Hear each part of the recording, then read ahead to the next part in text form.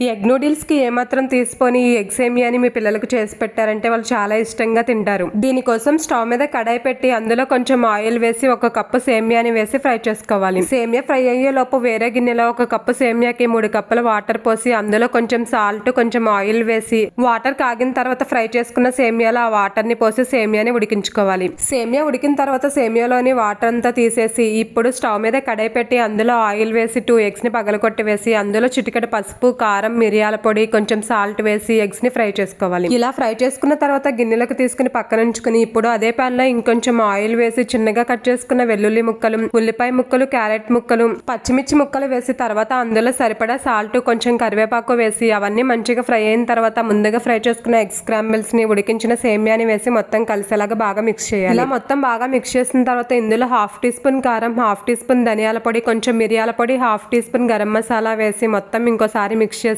సరిపడా సాల్ట్ కూడా వేసి ఫైనల్ గా కొత్తిమీర జల్లుకుంటే ఎంతో టేస్టీగా ఉండే ఎగ్ సేమియా రెడీ.